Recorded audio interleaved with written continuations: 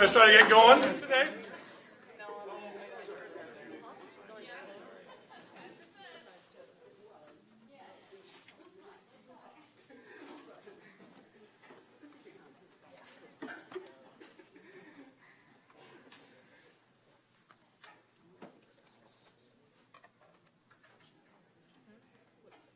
Good morning, everyone.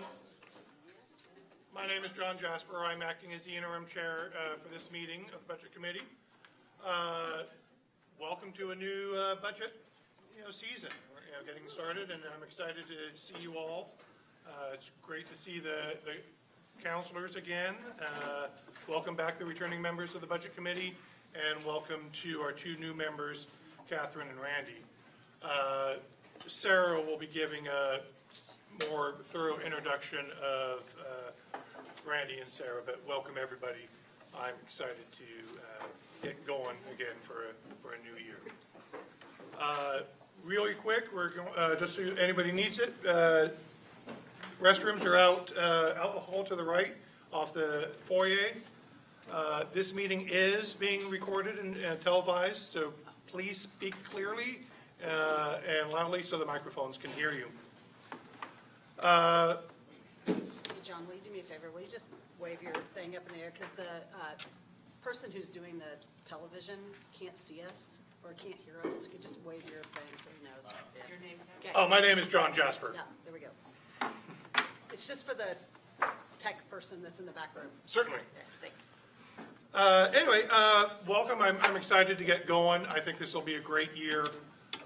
I don't want to spend too much time chatting. The best I'm going to do is try to follow Scott's example from last year and keep us on schedule and on track. So if I push us along a little bit, it's only in trying to get us all out of here on time. The one other thing I'll just say right from the get-go is I believe the last count is we have 4 members of the Budget Committee who are running for 2 council positions. Please keep any debate stage stuff to a minimum. Let's stay focused on our topics here. This is not really the platform. Obviously, people's opinions may be revealed in their statements, but this is not the place for an ongoing debate. With that, we need to adopt the meetings from our last, the meetings from the meeting, excuse me, I'm having trouble today.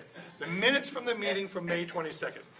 I believe you got those in your packet. That was emailed to you. Any questions or discussion? Corrections? Not hearing any. Do I have a motion to accept? So moved. Second? Second. All in favor of accepting the minutes from the May 22nd meeting, please raise your hand and keep your hand raised so we can count. Any opposed? Nobody opposed. Thank you.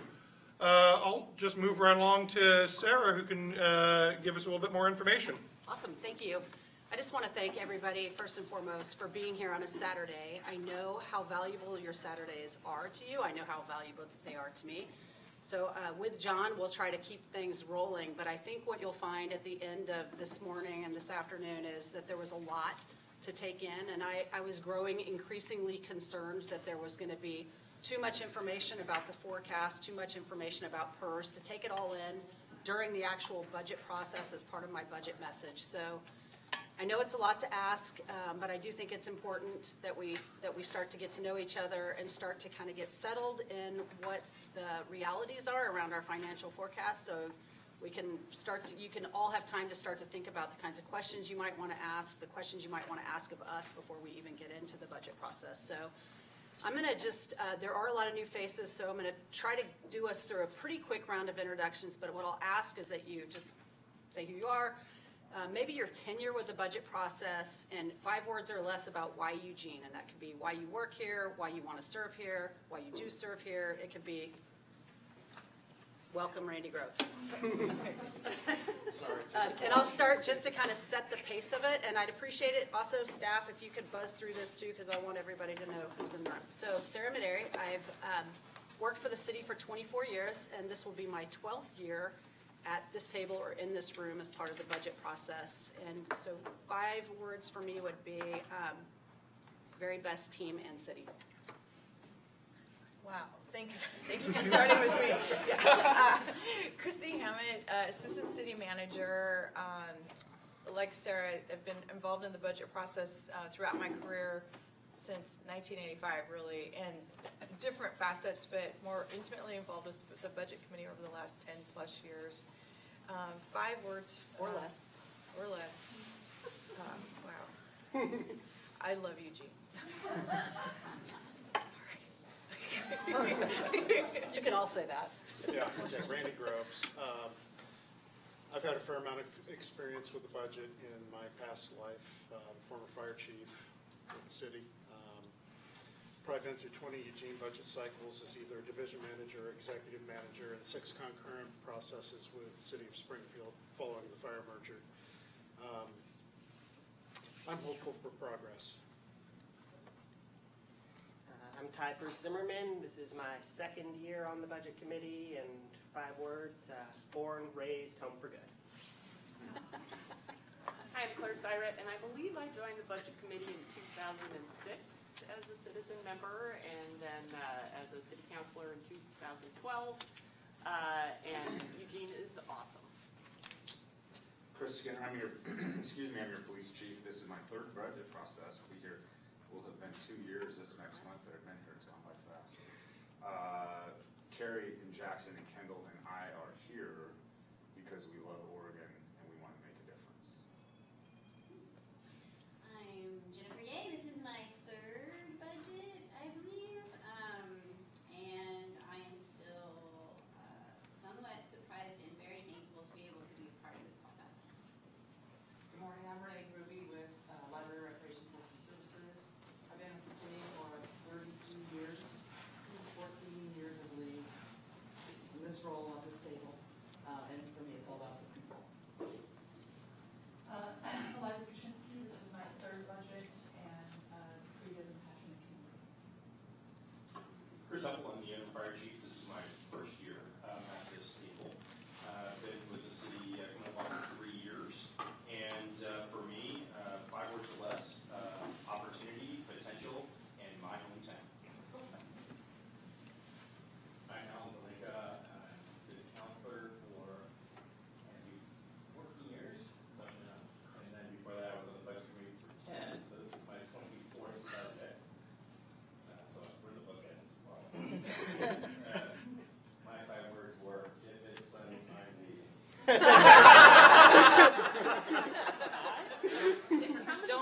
Don't turn around.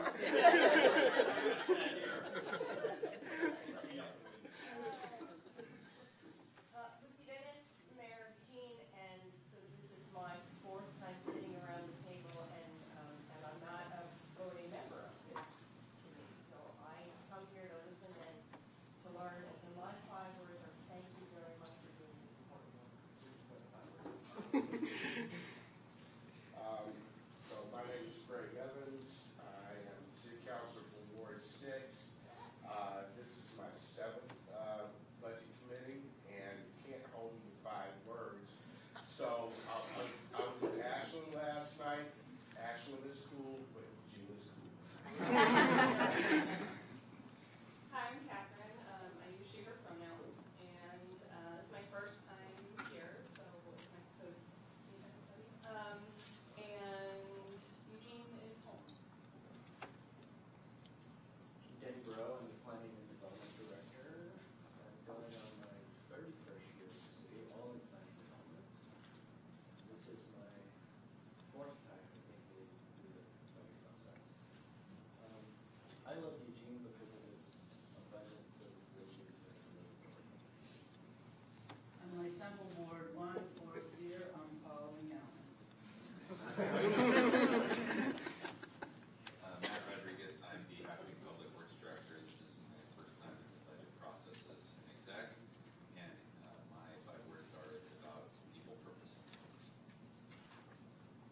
Betty Taylor, it's my 23rd year, I think. I remember Alan from my very first budget committee meeting, and we have a shared love of golden retrievers. I'm Alicia Voorhees. This is my second year on the budget committee, and I would say I love raising my family in Eugene. I'm Mia Carriaga. I'm the Central Services Director. I've been in this role for 1 year. I first engaged with the budget process as the Assistant Finance Director about 10 years ago, and then I've been involved in and out over the last decade. And I love people. I love the people that live here. Hi, I'm Chris Pryor. This will be my 16th budget committee process, and then I had 11 before that on the school board, and between the other groups, probably I've been through about 40 of these, and these ones are definitely getting better. And my 5 words would be, this is the best place. I'm Ryan Moore. This is my second go-around. I use he, him, his pronouns. My 5 words would be, Eugene's awesome can be awesomer. Well, my name's John Jasper. This is my 4th year on the budget committee. First actual meeting as interim chair. I was vice chair last year. And you all have taken all the best sayings, so I'm just going to say I'm grateful for all of you here. I'm Catherine Brotherton. I'm the city attorney. I've been providing legal counsel to Eugene for about 20 plus years, in-house for 10, and in this role for 3, so this is my 3rd budget cycle. And why legal counsel to Eugene? I'll answer that. I'd say born and raised Eugene and a true believer. I'm Vicki Silvers, Assistant Finance Director. This is my 7th year in my position, but probably my 3rd budget round. Awesome, dedicated staff. Twyla Miller, the Finance Director. I've been with the city for 14 years and involved in this process for all of those. For the past 7 years, I've either been the budget manager or the finance director, so more a direct role with this process. And for me, it's appreciation of amazing people. Hi, I'm Brooke Freed. I'm with the city manager's office. I've worked for the city. This is going on my 2nd month. So first budget process. And I believe in local government. My name is Lauren Hammond. I also work in the city manager's office. I've been with the city for about 11 years, I think, and working in this position for about 2.5. So this is my 2nd budget. My words are awesome people, great place, home. My name is Mauricio Platalico. I've been with the city 5 years, all of them in the same capacity with this awesome budget team. And I can say after relocating from San Diego a number of years ago with my family, my 3 words are Eugene is home. I'm Liz Firefield. I am the new budget analyst. I've been here since November. The 3 words for 5, not 3. Happy to serve my community. And I'm Abby Ollie, the finance program coordinator. I've been with the city for 2 years, but this is my first budget program. And Eugene is my community.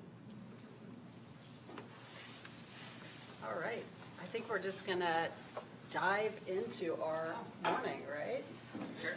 No, that's the worst. No. I had a protest plan. No, I heard that if it's sunny, I'm leaving. So I'll have you pass these out, and while you're doing that, I'll get the presentation done.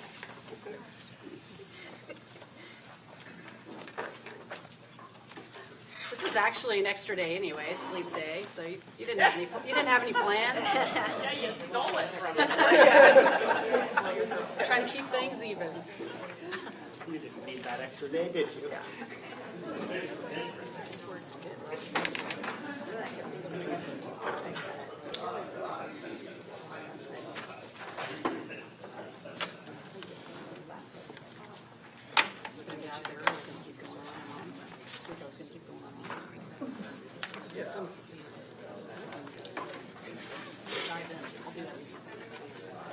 Good morning. I too am appreciative that you're all here on a Saturday, and I'm going with Alan. Wherever Counselor Zlinka goes, I'm going. Okay, so I'm Vicki Silvers, Assistant Finance Director, and I'm going to do a brief overview of the budget process just as a refresher for folks and for some of you who've been here just a little bit. Hopefully this will clarify some things, and if not, we can answer some questions. So, to begin with, I wanted to talk a little bit about what the budget is, and basically according to Oregon Local Budget Law, ORS 294, these are the things that they lay out for us, and it guides our process. A budget's a plan. We don't know exactly what the future holds, so we can only plan based on what we know using tools, data, input, and council policy to guide us. Local budget law requires that our budgets are balanced, meaning expenditures and do not exceed resources. As I'll describe later, it's also a process to focus and invest our resources to meet council goals and policies. We also use it as a way to communicate with our community, and the budget provides the legal authority for public agencies to spend money. Most importantly, it certifies our taxes so the assessor can collect them on our behalf. So I think a lot of you have seen this cycle. We like to talk about this so folks understand that where we're at and how we manage our process. The staff is always working usually in 3 fiscal years. So we're going to take a little bit of a high look at this cycle in 3 broad phases. So first, there's the planning and development, budget development phase. It includes all the activities involved in preparing the annual budget. It includes the budget committee review and city council adoption. And I'm going to go into that in a little more detail in the next few slides. In the implementation and monitoring phase, through the appropriations approved in the budget, we deliver services and implement policy and goals as set by council. We are also monitoring our financial progress along the way. Finally, during the reporting phase, which is the audit, it's the official closing of the fiscal year. It's conducted and the annual financial report, also known as the CAFR, is produced. As I said, at any given time, we're overlapping 3 years, and as you can see here, the red line indicates we finished the reporting phase for FY19, which was recently completed in December. We're currently implementing and monitoring the FY20 budget, and we're deep into planning and developing the FY21 budget. So let's talk a little bit about the budget cycle. It's an annual process, and it really does take a full year start to finish. Soon after the budget's adopted by council, planning begins for the next fiscal year. For our discussion, I've broken down the budget process into seasons, and I'll be talking about the primary budget milestones that occur throughout that time. Although initial planning activities begin during summer, I'm going to start with talking about fall because that's when budget activities really ramp up. So, in the fall, the preliminary update of the general fund forecast occurs. You're going to hear from Maurizio in a little bit, and he's going to go into more detail about that. The forecast is built with the service levels approved in the current adopted budget. Then we apply updated assumptions to determine the cost of maintaining the same service level in the next fiscal year. The fall forecast paints the initial picture of the general fund's financial health for the upcoming fiscal year plus the next 5 years. The executive team uses the preliminary fall forecast to determine the capacity of the general fund for potential service level changes in the next fiscal year. Once that's determined, they provide direction to staff regarding proposals for service level changes. And this is what we describe as the base budget. This means that we take the same service level as the current fiscal year, remove any one-time items that were funded in that year's budget, we inflate this by a variety of factors, and then add or subtract any service level changes as proposed by executives. While this is going on, the financial reporting team is working hard to close out the fiscal year. Which brings me to winter and the audit. The city is required each fiscal year to contract with an authorized accounting firm for the audit of its accounts and fiscal affairs. City Council acknowledges the receipt of the comprehensive annual financial report at the same time the first supplemental budget is considered. In recent years, the city has had 2 supplemental budgets annually, with the first one typically being the largest because of the audit adjustments to budgeted beginning working capital and the reappropriations of funds from the prior fiscal year. As for budget planning work during winter, the executive team reviews proposed service level changes and makes preliminary decisions on which proposals will move forward. During this review process, the executives take into consideration City Council established policies and priorities. After the preliminary budget decisions have been made, city staff apply those approved changes to the baseline budget. In the spring, after all budget decisions have been finalized, city staff balance all funds and conduct a thorough review. The primary objectives of the fund balancing process are to estimate the beginning working capital for the next fiscal year and to balance each fund so that resources equal requirements per Oregon local budget law. This process includes 80 sub-funds, which then roll up into over 30 reporting funds. After all funds are balanced and reviewed, the proposed budget document is compiled. This document presents the cost of maintaining previously adopted services and highlights any proposed changes. The city manager then presents the proposed budget to the budget committee for further review and recommendations. Right now, that's scheduled for April 29th. So between April 29th and when council adopts the budget in late June, there are multiple opportunities for the community to review the proposed budget and provide input. Summer starts off with city council adoption of the budget, which is scheduled for June 26th. On the same date, city council will also consider the last supplemental budget for the current fiscal year. The newly adopted budget then becomes effective on July 1, and the adopted budget documents published later in the summer. At the same time, we're compiling the adopted budget document, planning for the next fiscal year budget begins anew. Also during summer, a survey is distributed to the budget committee members to collect feedback about the budget process and potential changes for the next year. Does anybody have any questions? We can stop now or I can keep going. No? All right. So now I'm going to talk a little bit about the budget guidance, the things that help guide our budget process, all the information that we take into consideration in the documents that are involved.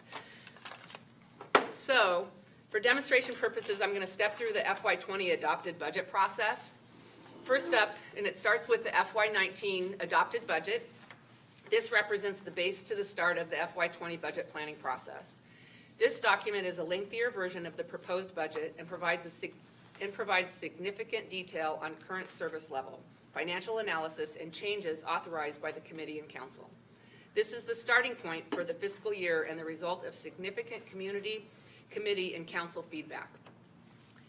Next up, we have the master plans that are updated on an as-needed and as-directed basis. The example you see here is the Parks and Recreation System Plan. This is only one of many plans that are coordinated by the city.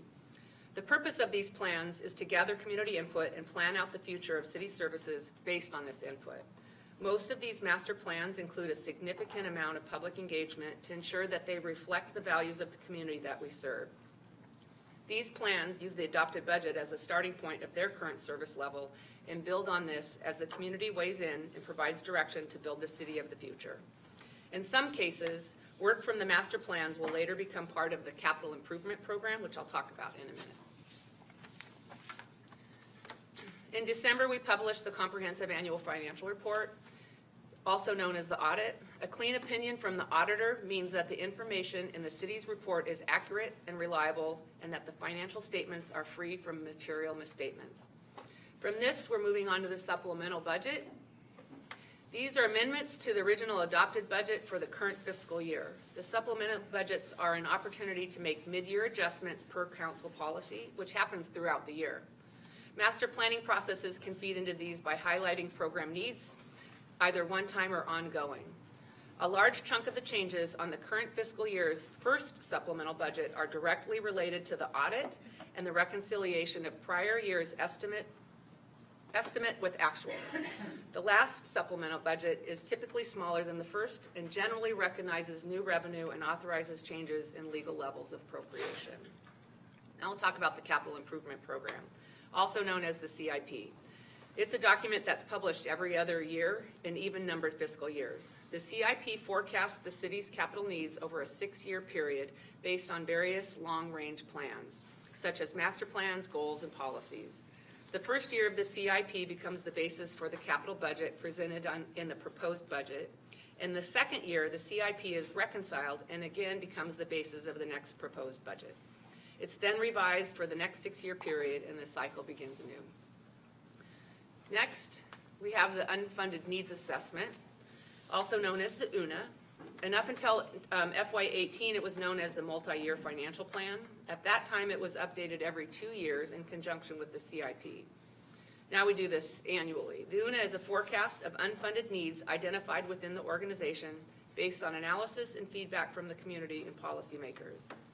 This will be included in the FY21 proposed budget.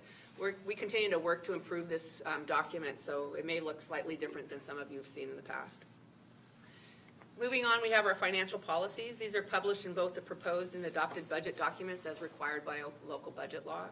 They provide the framework for good financial management practices. There are 3 policies in particular that we focus on when creating the proposed budget. The first is regarding the level of reserves in the general fund, specifically that the target amount of unappropriated ending fund balance to be budgeted needs to be at least 2 months of operating expenses. The second is to use one-time revenues for one-time expenses.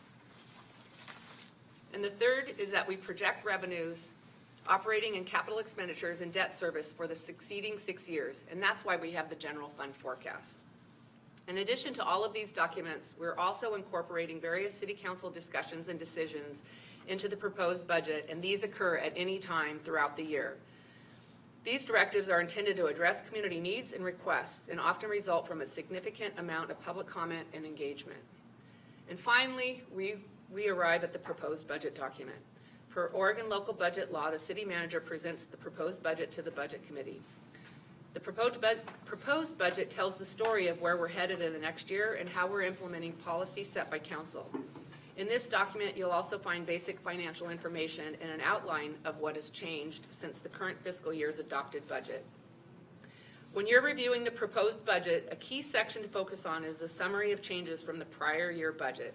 That's because we're not starting from scratch each year. Instead, we're building on or reducing service levels as presented in the current year adopted budget.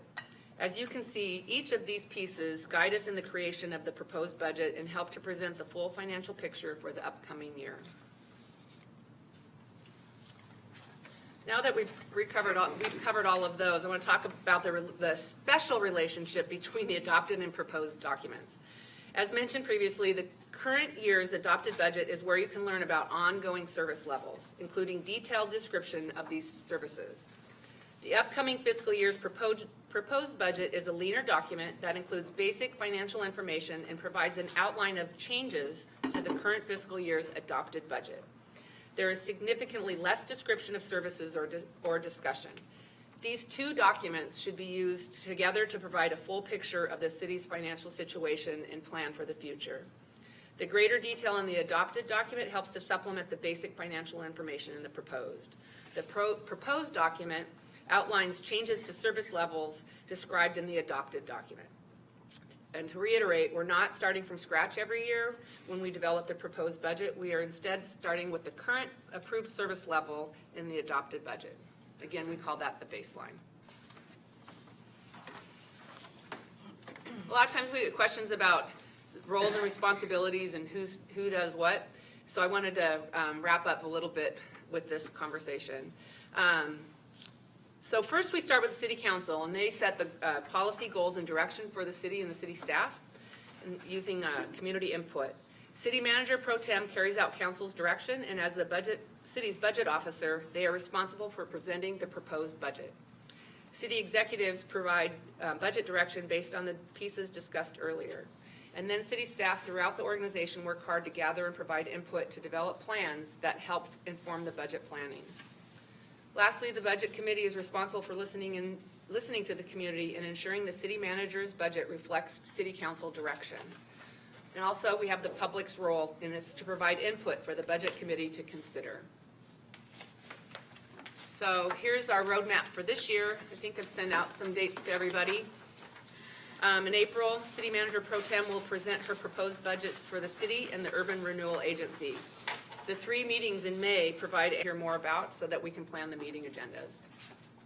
And that concludes my presentation. Do we have any questions? Wow, easy group. Do you need more coffee? Questions or comments, either?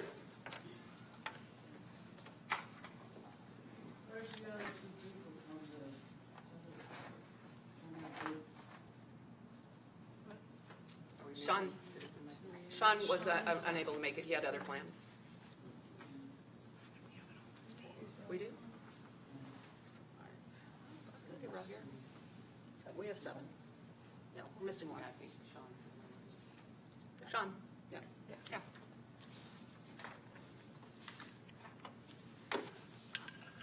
In the absence of any further questions or discussions, we can take a quick break.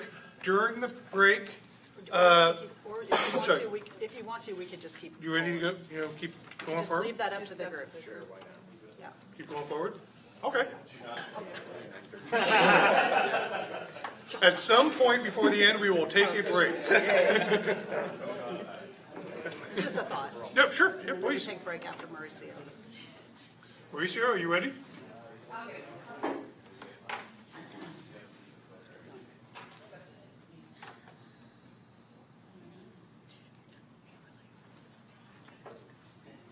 You good? Yeah.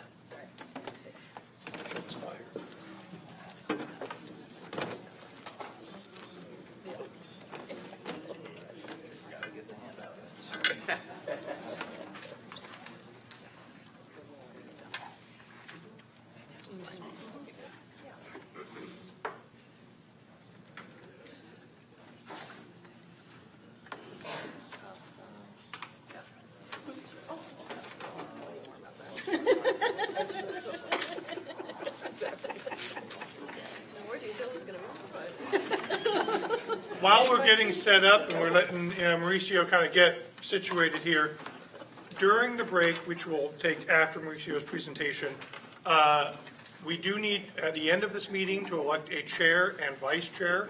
I have not heard anybody offer themselves up to be vice chair, so please come talk to me during the break. I'm going to appoint to somebody, so I prefer to have a volunteer. So if you're going to, out to the sunshine, I thought we elected a vice chair.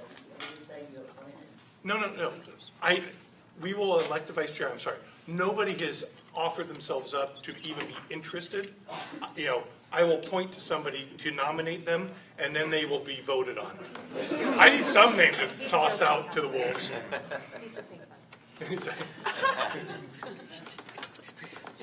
All right. So good morning. My name is Maurizio Balico, and I'm a senior financial analyst here with the city. So I'll be providing an update on changes to the general fund forecast and our current financial condition since the last forecast update you saw last spring. Please note this is a preliminary forecast update. We're still receiving updated financial information and are currently in the process of finalizing the forecast for the upcoming FY21 budget process. A more in-depth financial condition update will be provided in April when the City Manager Pro Tem presents her proposed budget. So generally when we talk about the forecast or the financial condition of the city, we are referring to the general fund. As Vicki mentioned, the city's budget is organized into approximately 30 reporting funds, which fit into the categories shown here. The fund types shown in blue boxes represent funds used to account for revenue sources that are legally restricted for specific purposes or to account for operations funded by users of the service through fees and charges. The general fund is used to account for all other financial resources not required to be accounted for in one of these other funds.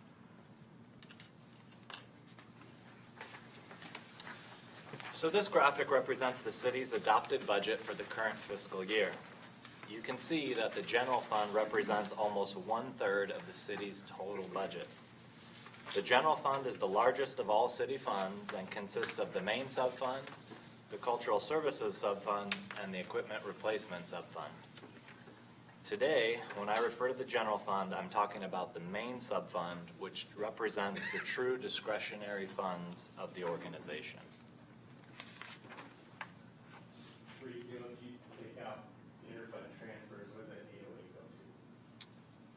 I don't have that number offhand, but we have a budget document. We could probably look that up. So the city prepares a 6-year financial forecast for the general fund. This is a planning tool that projects our financial condition based upon what we know at a specific point in time. The forecast helps us make a projection about how much the city will spend and receive over the next 6 years based on what we know today. Of course, there is less certainty in the forecast assumptions as we move to the out years of the forecast period. City staff and the executive team use the forecast to understand the long-term impact of decisions we make today and to model how potential choices may impact the organization's fiscal health in the future. We update the forecast each fall at the start of budget preparation and again when the city manager presents the proposed budget to the budget committee each spring. Between the fall and spring, we regularly monitor the elements that impact the forecast so that if we need to adjust course, we can do it in a timely manner. And while there are hundreds of variables that affect the forecast, swings in key variables such as property taxes and inflation can have a greater impact on our financial health. We also use the forecast as we monitor 2 important financial goals. 1, are we living within our means? This translates into revenues equaling or exceeding expenditures over the long term. And 2, do we have an adequate savings account? Our savings account target is 8% of general fund expenditures, and we'll see more on that later. So while there are many variables impacting the forecast that can trend upward or downward, here are a few factors that have changed since the adopted budget forecast. Let's start with property taxes. Property taxes are the largest revenue source in the general fund. This fall, we learned from the tax assessor that Eugene's taxable property value for FY20 increased by 3.9%, which is slightly less than the 4% growth rate we had projected last year.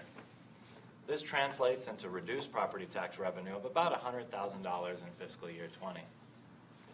However, building activity remains high, so we still anticipate 4% taxable growth through the forecast period. We have also reduced our delinquent property tax revenue projection by about $200,000 annually as more taxpayers are paying on time, which is evident by our 95.7% collection rate in fiscal year 19. The assumed collection rate through the remainder of the forecast is set at 95%. So contribution in lieu of taxes, or SILT, from EWEB is the second largest revenue source in the general fund. Last year's SILT forecast assumed price increases in fiscal year 20 and 21, but the updated SILT forecast that we received from EWEB in the fall assumed no price increases until fiscal year 22. This translates into reduced SILT revenue of almost $400,000 in FY21 and $300,000 annually through the remainder of the forecast period. GEMT. So last month we received our first reimbursement for GEMT, which stands for Ground Emergency Medical Transport. This was a back payment for FY18 and the net revenue amount was $700,000. Later this fiscal year, we expect to receive another back payment for FY19 of almost $800,000. Going forward, we expect annual GEMT revenue of approximately $800,000 per year, which is higher than our previous projection of $400,000 annually. And last one on the revenue side, interest. Could I ask a question on that? Of course. Is that still in the phase-in process from Oregon Health? Because the original projections on that were 7 figures from the consultants. I'm just curious what the difference on that is. Do you know, Chris? I do. So, trying not to get too far in the weeds on this.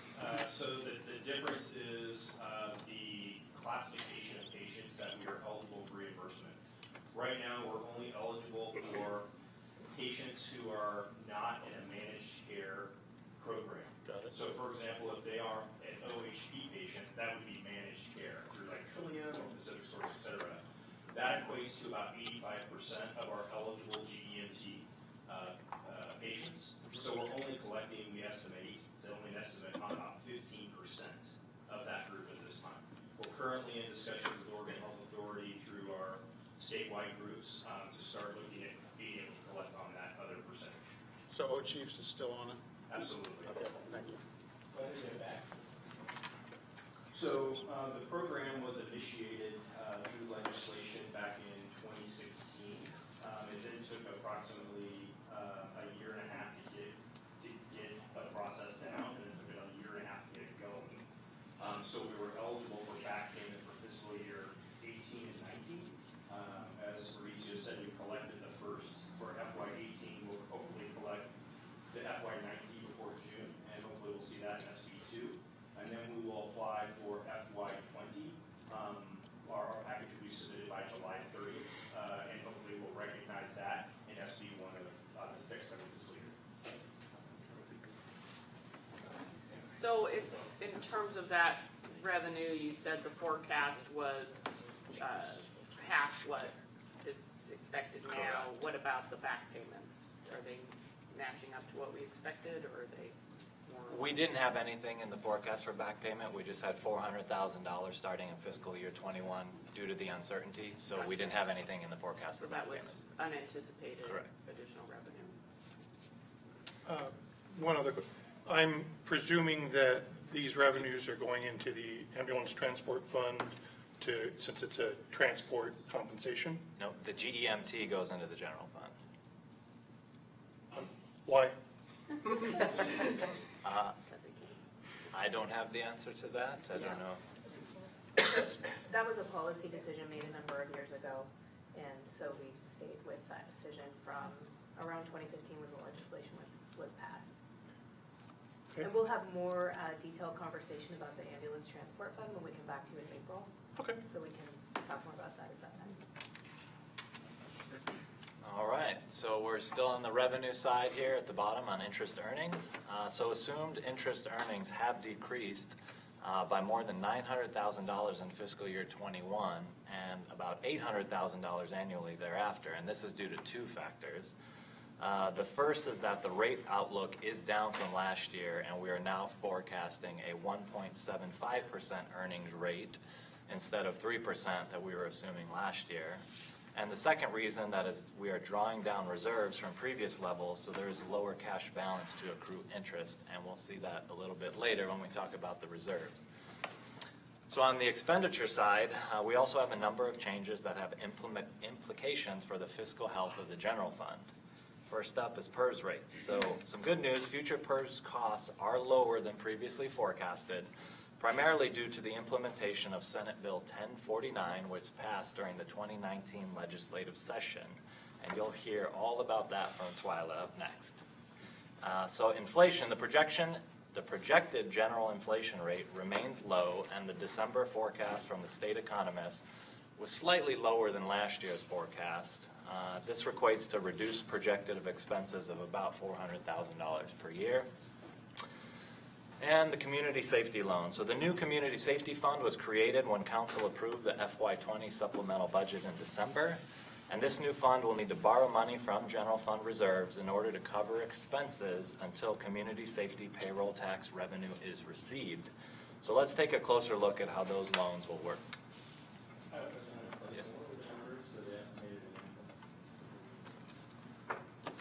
I don't have it I have it at the table back there. I can get it for you. It's in the low to mid 2% range.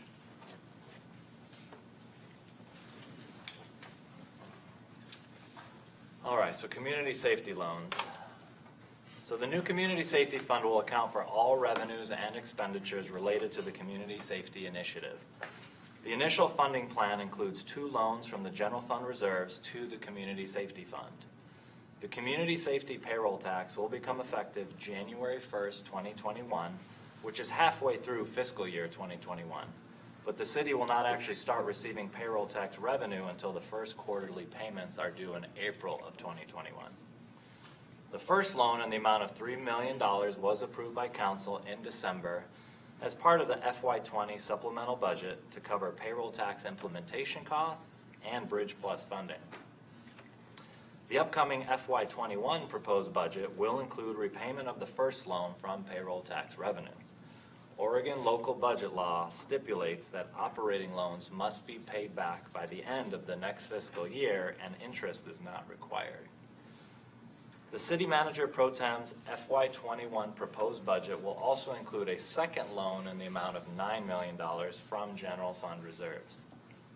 Although the full $9 million will be budgeted, the Community Safety Fund will be closely monitored, and transfers from the general fund will be made as needed to maintain a positive cash balance in the Community Safety Fund. $9 million is an estimate, but only what is actually needed will be transferred. The actual amount loaned out in FY21 up to $9 million will be paid back to the general fund in FY22 from payroll tax revenue.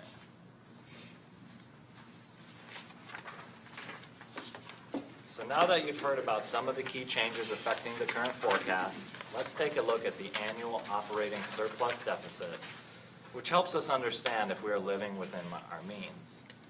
So I'm going to show you a few lines one at a time so that we can compare the FY20 adopted budget forecast against the current forecast.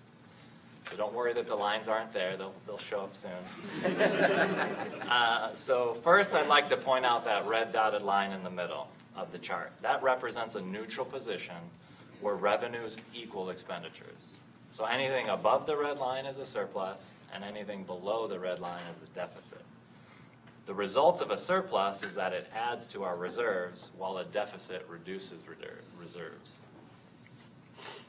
So this solid blue line here shows the forecasted surplus deficit as of the FY20 adopted budget. You can see a modest surplus in FY21 on the left, followed by a deficit in FY22 due to a significant PERS rate increase. The deficit in the out years shrinks as subsequent PERS rate increases become smaller, and also as a result of $1.5 million in financial stability budget strategies that were implemented in FY20. The dotted green line represents the current forecast, which includes the changes we've discussed earlier. The most significant difference is the $9 million community safety loan, which is driving the deficit in FY21 and the surplus in FY22. The out years of the current forecast show a similar pattern as last year and eventually reaches a modest surplus in FY26 because the current assumption is that PERS rates will remain level after the FY22 increase. And this last line shows what the surplus deficit would look like with an ongoing revenue reduction of $3.5 million annually as a result of a rule change by the Federal Communications Commission that preempts local governments from imposing fees on cable operators for non-cable services. Although the rule has taken effect, Comcast is still collecting the fee from their customers and remitting payment to the city, so it's unclear when they might stop paying.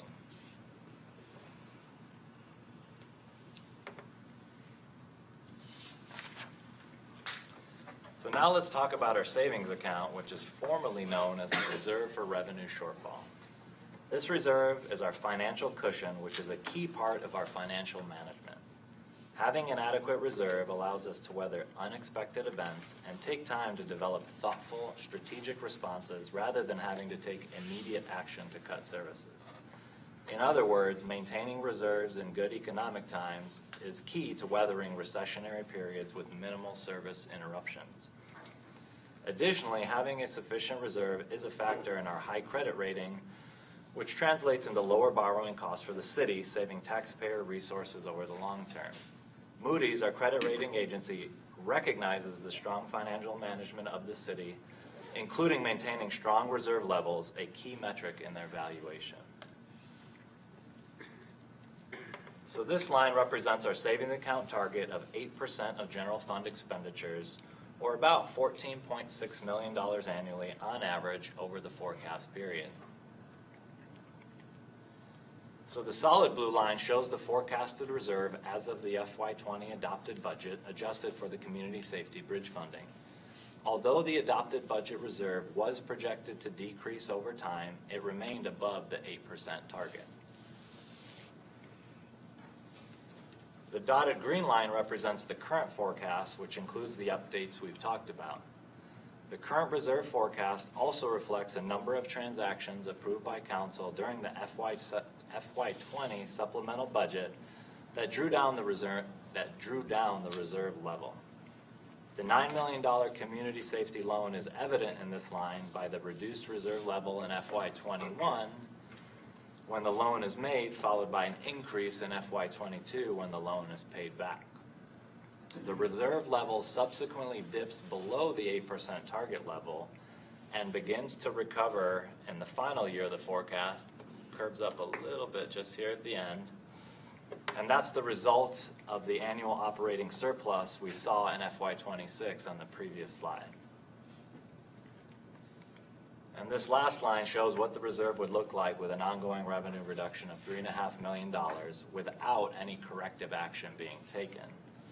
So you can see, right, oops, sorry, I meant to do my laser pointer. You killed it. And I killed it.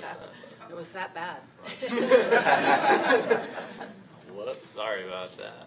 Let's see if we can get that back. I might need some help.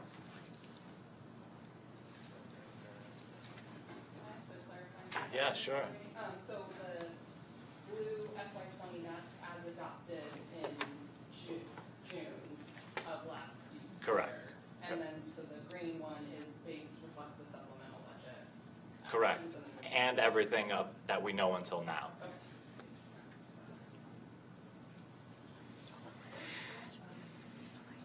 Oh. Any other questions while we're getting this? So it looks like this reserve revenue amount is accounting for some things that we're anticipating spending out of reserve revenue, like the loan. Are there other things that are being talked about of being spent out of reserves that are either reflected or not reflected in this chart? So this doesn't take into account the FY21 proposed budget, which we'll present to you, the city manager pro tem will present to you in April. So the short answer to your question is no. Okay. Only policy decisions that have been made to date. Yeah. And Councilor Zelinka, to answer your question from earlier about total requirements less interfund loans is $708 million. So roughly $100 million in interfund loans included in that number. The reason I asked that question is that's an easy question. Interfund loans are just transfers within the budget.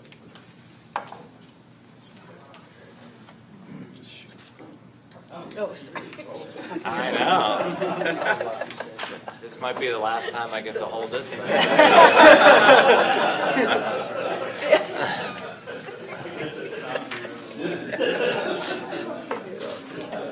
There's only one more slide, right? Yeah. Probably just do it. Yeah. And So they have it in front of them. there's only one slide left, and if you have it in front of you, it's not critical to have this up. So I'm going to keep going. What I was going to point at is that bottom line with the Comcast revenue removed. You hit it without any further corrective action. You hit a reserve level of 0 in FY23, and that's what I was going to point at with the laser pointer. So let's move on to the last slide. So the last topic I want to cover today is a few areas of uncertainty surrounding the general fund forecast. So as I previously mentioned, a rule change by the FCC could lead to an estimated $3.5 million ongoing revenue reduction, and it's unclear when Comcast might stop paying. Also, in each of the next 3 years, contracts for our major unions will be expiring and thus up for renegotiation. And I mentioned earlier that we expect less silt revenue from eWeb than the previous forecast. In addition, we have recently experienced warmer than expected winter weather, hence the sunshine outside. And we also learned that one of eWeb's largest customers will be shutting down on May 1st, thus putting additional downward pressure on silt revenue. We received an updated silt forecast from eWeb just yesterday, and we'll incorporate those changes into our next final financial condition update in April. Thank you. Yes. Yeah. And lastly, second to last, PERS rate. So although future PERS rates are lower than previously forecasted following this implementation of Senate Bill 1049, volatility still remains due to pending litigation and fluctuating market returns. And Twyla will discuss that in more detail coming up next. And while it's difficult to predict when the next recession will hit, we know one will come eventually. It's not expected to be a great recession like the last one, but will certainly be impactful.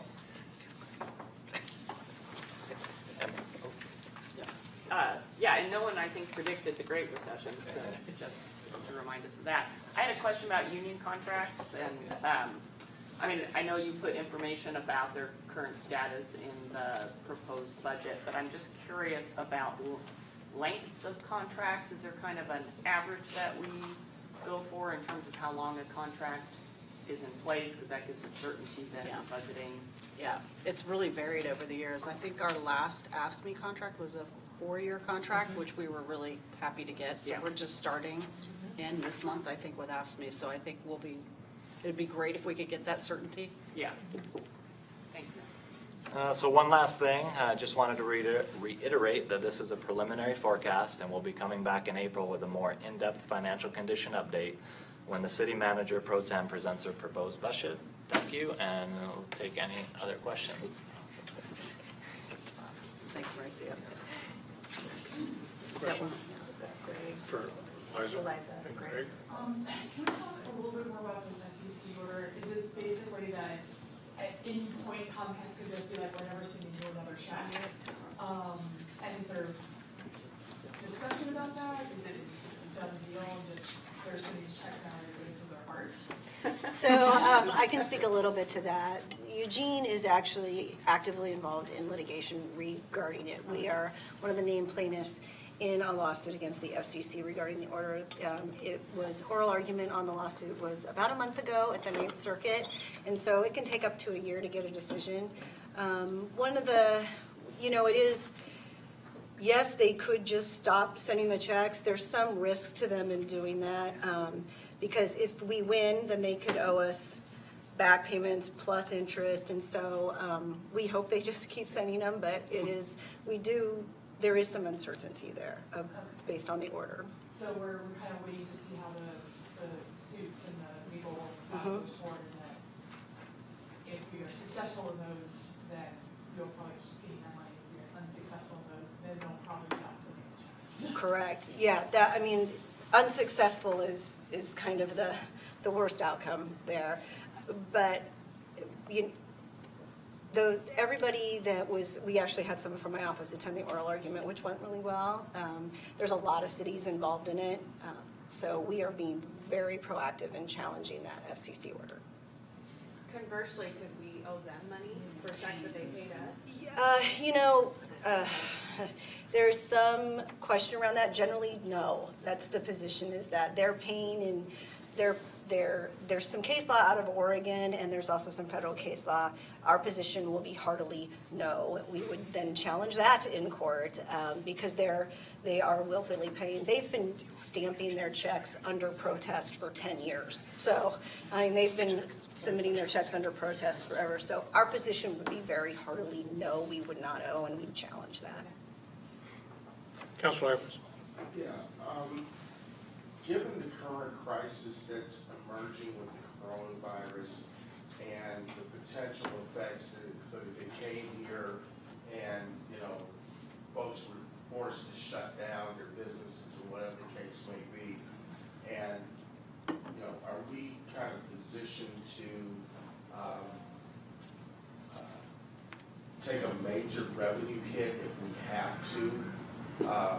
In this scenario, since it's shut down, we can't, collect tax revenues the way we collect before. So I don't think you don't have a crystal ball, but is there like a contingency plan for this? So we're actively working with our partners to track the coronavirus and its impacts on our community really closely. We have weekly calls with Dr. Lieu. So just to talk about that really quickly. As we have been talking with folks, our primary concern right now is actually the flu virus. It continues to be more of a threat than corona. As we think about corona as it relates to the economy, if we look to other communities that are addressing it through emergency orders and such, they're really doing that so that they can deploy staff to preventative measures because they have international airports and people that are traveling directly from China. And so they're taking as many staff as they can to sort of front the efforts to check people to see if they have it and that kind of thing. So when we hear about other communities who are declaring emergencies, most of their concern is around prevention, and they haven't actually seen an economic impact yet. And then I think the other thing that they're trying to do is educate folks so that, so sadly, what I think communities are seeing is that businesses that are staffed by or owned by Chinese employees are seeing less activity because folks are scared. And in fact, the fear should only be with anybody who's traveled to China, regardless of race, of course. So I think in terms of our community and impact economically, we'll keep tracking that, but I don't know that it's a real threat. We, of course, would use our emergency funds as we always do, which would be the Reserve for Revenue Shortfall or risk funds as appropriate. We'd be prepared for that. We're actively watching what's happening. So if this goes on, and it does have a real draconian effect on our economy and revenues. I understand the reserve for revenue shortfall is there, but what if we deplete that fund and respond to a crisis? Are we positioned to, say for instance, borrow money? Yes, usually you borrow money against the reserve to move stuff forward. That's a much larger question. We can certainly come back to you with more information about what we might do. We really are, I feel, ahead of the curve in continuing to watch it. And in the event that we got to that point, we too might want to declare an emergency so that we'd have access to FEMA funds and such. So we'd have options, but we can do more work around what our options would look like and send you something. Okay.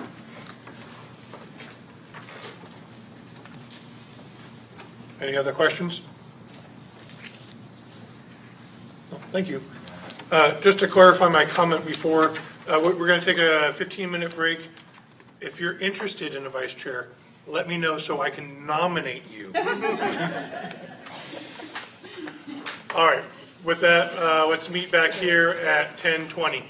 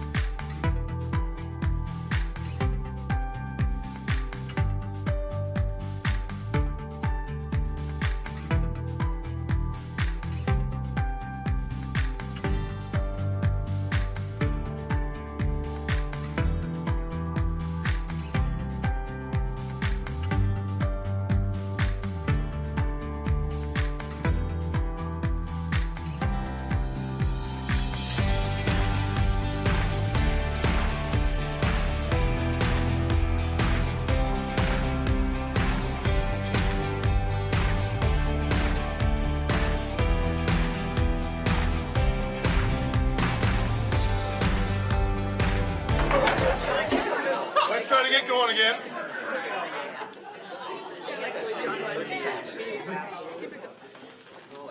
No, they wouldn't trust.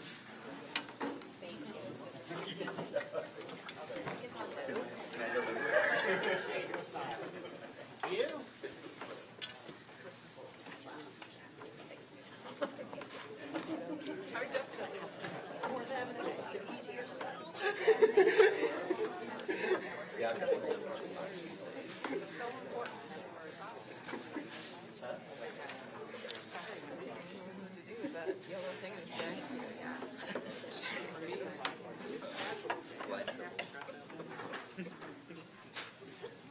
All right, thank you. Welcome back.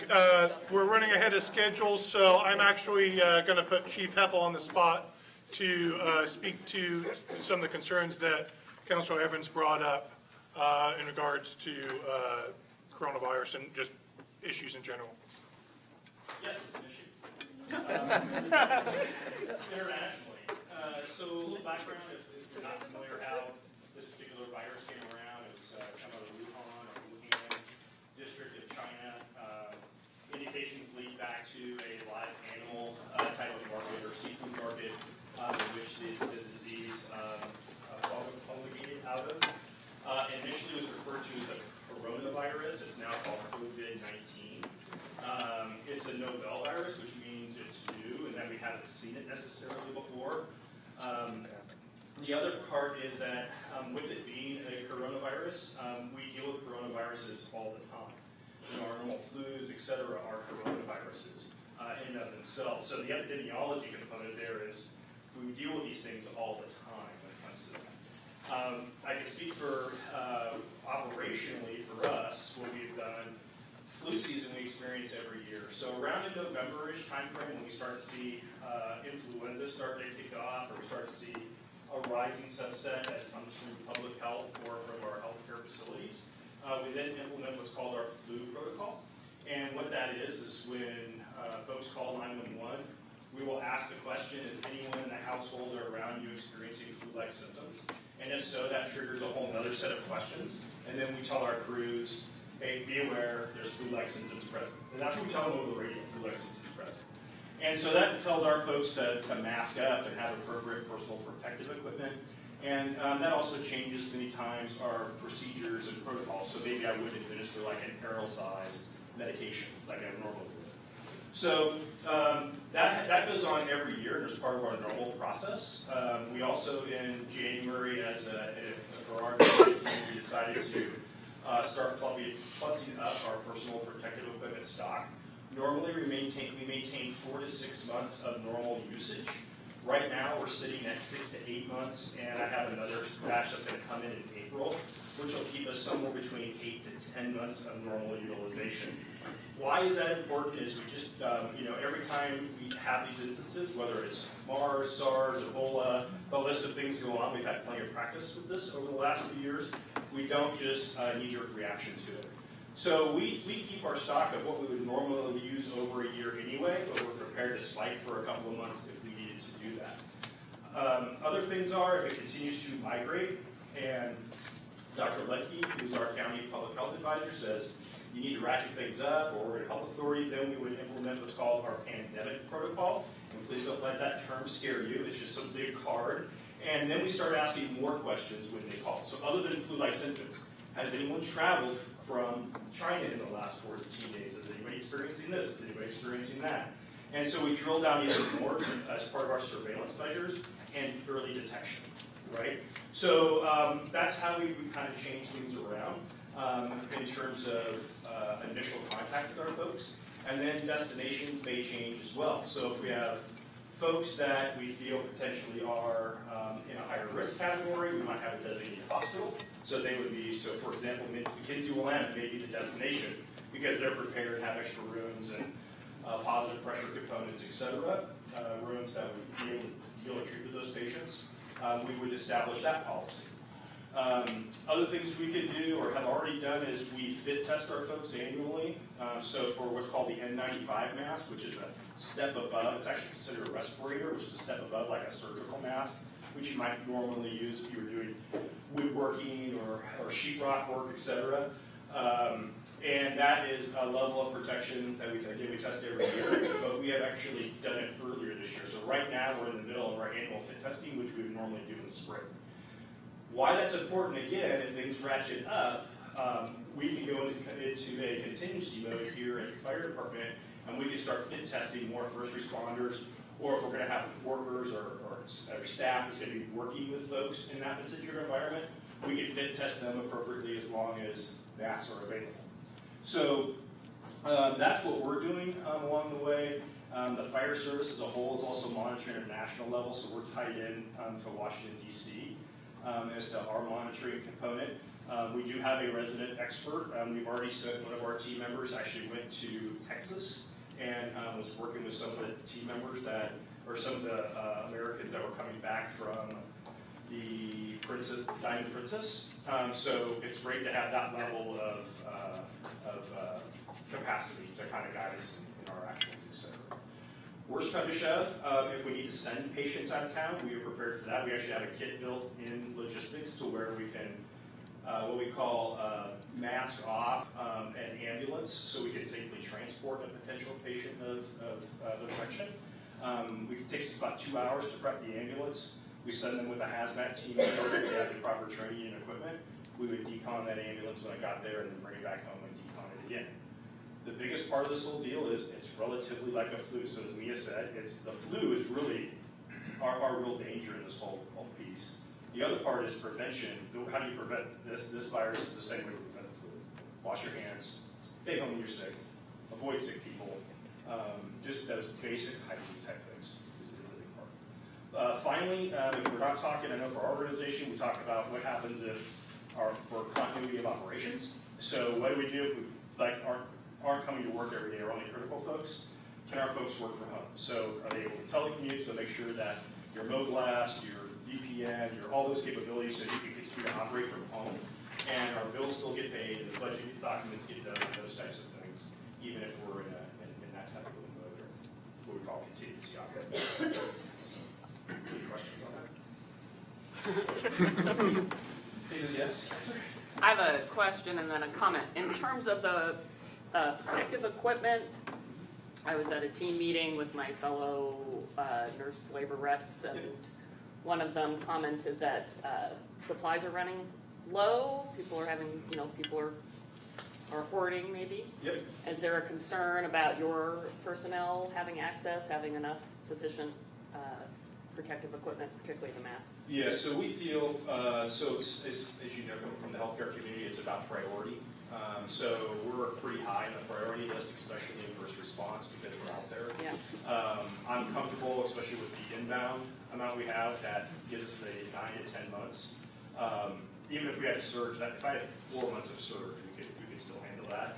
And then production lines would change up a little bit. The other part is that the manufacturers will target areas, so if we became a relative epicenter, we would be a priority over Salt Lake City, who's not experiencing anything when it comes to that. So we work with the vendors on a national level to facilitate that, not only for personal protective equipment, but medications, other equipment, et cetera. Great. And then, thank you. And then this is more directed to the city manager.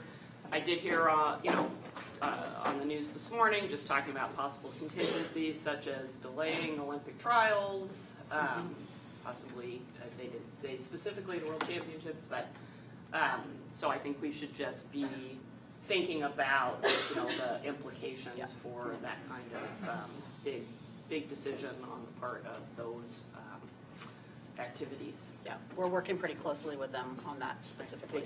Yeah. One comment, one question. I heard that in the recent downturn in the stock market, one of the exceptions to that was 3M who makes the mask. Question was about, I think, go over why the CDC is more concerned about this and transmission. So, so what's the concern when the flu really has a higher mortality rate for us nationally? And one is, remember, it's a novel virus, so we don't know a whole lot about it yet. And so the transmission components is the big concern. I think the case that came up last night, so the patient in Oregon is at Kaiser on the west side over in Hillsborough.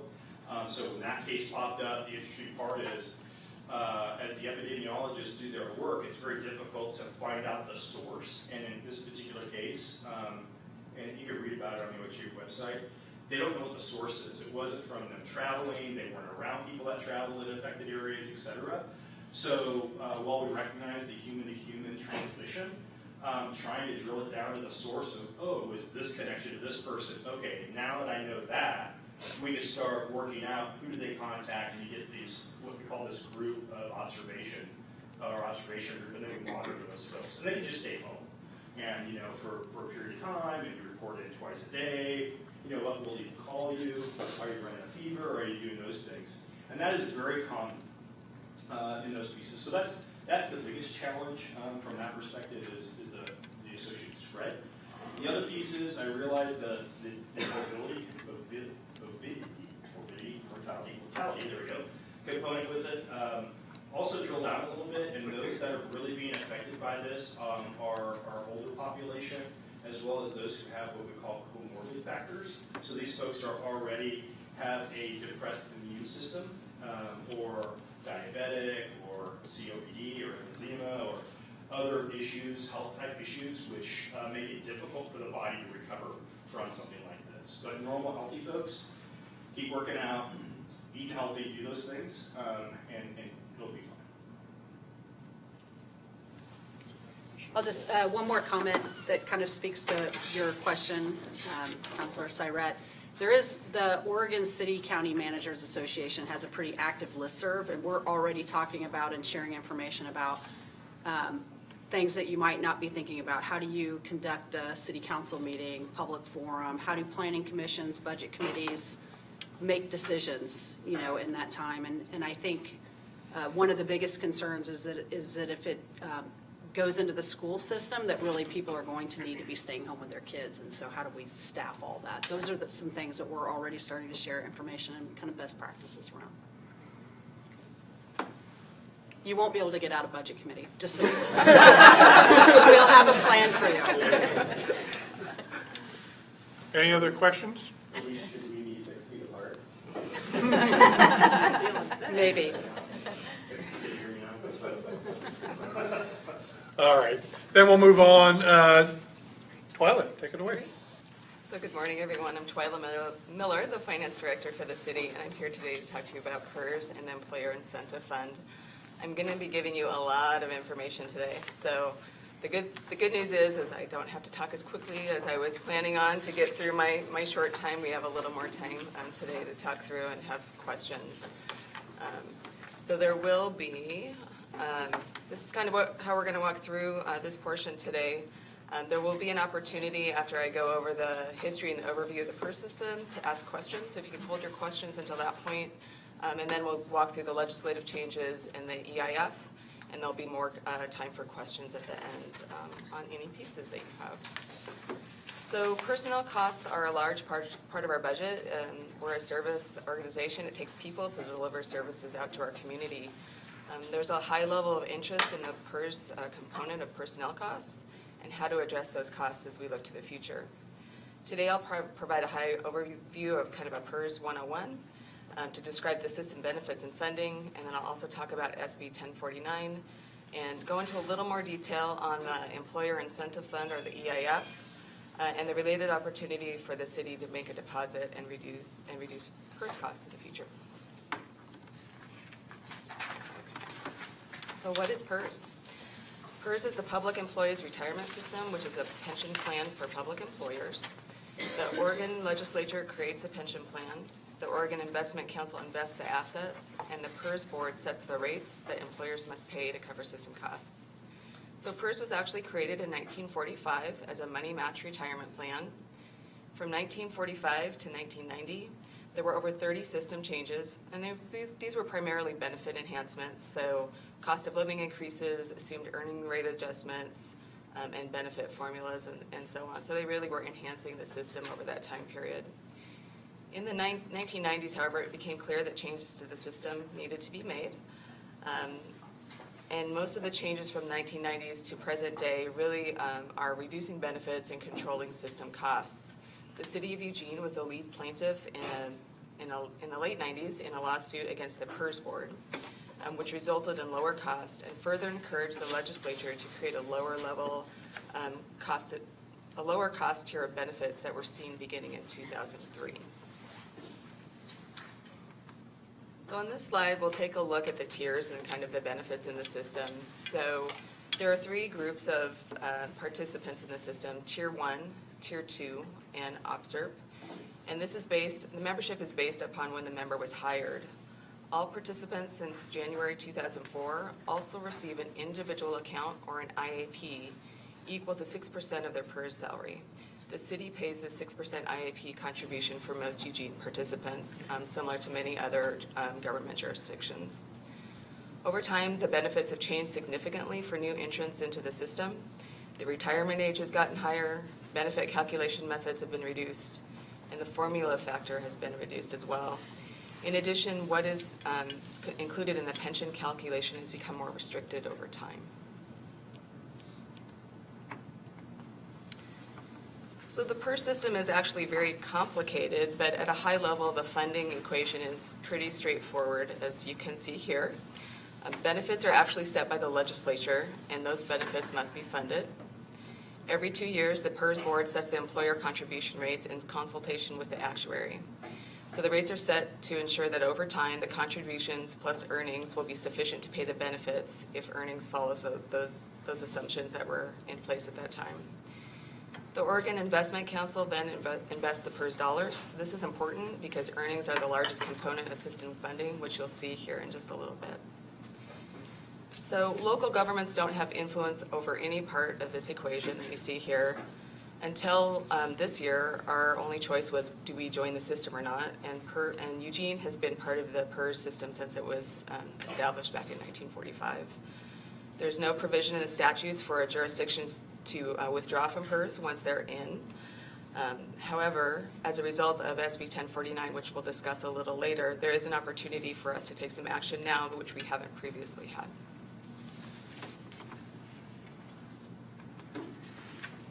So let's talk a little bit about rate setting. This gets kind of confusing for folks. There are a lot of moving parts to how rates are set. Employer rates are set by the PERS board every 2 years in even years. In the odd years, the city receives our advisory rates. This past December, the city received our advisory rates for next year's rate increase based on the valuation set December 31st, 2018. So much like our general fund forecast, the valuation report is an estimate of the system's financial condition as of a single date based on a set of assumptions.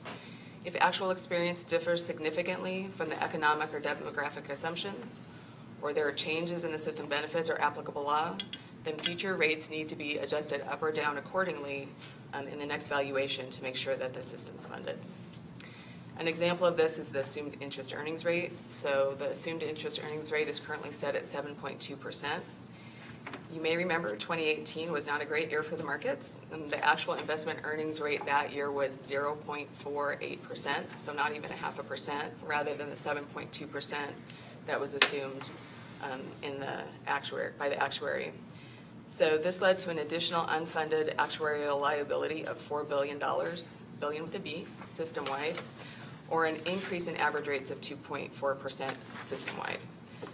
2019 was a much better year for the markets, with the actual investment earnings rate at just over 13%, which should help lower the UAL as part of the next valuation. So when our actual rates are set, it will take the investment earnings in 2019 into account, which will should help mitigate the poor returns in 2018.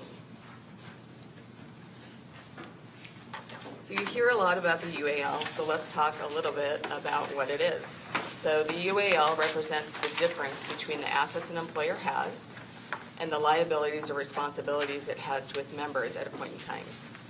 To reduce the UAL, we either need to increase our assets or reduce our liabilities.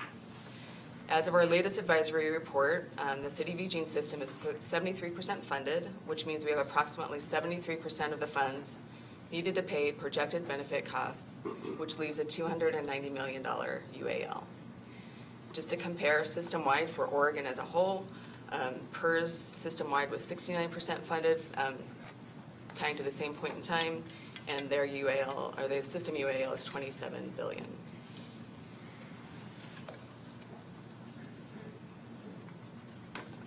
So let's talk a little bit about the components of the system. So if you looked at the chart on the left, it shows the liability components of the benefit program as of December 2018. The legislature has made changes over the years to amend benefit programs to more sustainable levels, although the majority of the system's liabilities are due to employees that are no longer working for a PERS employer, which is shown in blue on the chart on the left. As city employees are hired after 2003, they fall into the OPSER program, which is 7%, which is represented by the orange slice there. So you can see that almost 71% of the PERS liability is for participants who are no longer contributing to the system. They're either retired or they're inactive, meaning they're still working, but they're not working for a PERS employer. This means the cost of the liability is loaded onto the salaries of the other 29% of the participants who are still working, which makes the cost of their benefits seem very high, but we're really paying for the system as a whole. The chart on the right shows the funding sources to the system for PERS, which comes mostly from investment earnings, as the contributed amounts are invested and increase in value over time. Employer and employee contributions make up just 26% of system funding. So this table shows the City of Eugene specific PERS contribution rates assumed in the current forecast, as well as estimated PERS costs for the general fund and all city funds combined. The advisory rates we received in December this last year are shown here in FY22 as advisory rates. Our final contribution rate that will actually become effective in FY22, again, will be based on the December 31st, 2019 actuarial valuation, which we actually will receive next fall. These rates do incorporate the impact of SB 1049, the benefit and amortization provisions of that law, or that legislation, which I will discuss a bit later. Some of the provisions of SB 1049 have been challenged in the courts, and if the legal challenge is successful, our rates would increase by about 1.25% over what is shown there in the FY22 column, all other assumptions being equal. So we are currently holding the out years flat in the forecast. That's tying with the actuarial projections that we're seeing, and I'll show you that here in just a moment. So this slide here, it's actually from our actuary, and it shows the system-wide rates over the next 40 years. The blue line assumes a 7.2% investment earnings rate is met over the forecast period, with rates flat in the near term and then decreasing in the out years as the demographics of the system change with fewer Tier 1, Tier 2 employees and more OPSERP employees, which are at a lower cost. In 3 of the scenarios, the contribution rates stay flat or decrease given investment returns over time of 6.7 to 9%. So those are the yellow through the green lines you see there. And contribution rates increase under the red scenario, which assumes a 5% investment return over the forecast period.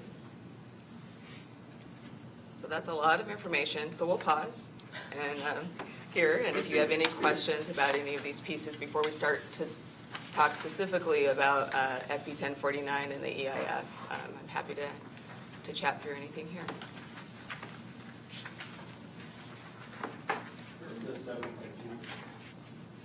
Pardon? 7.2% come from? It's set by the PERS board, so the actuary is the, every year they approve the assumptions.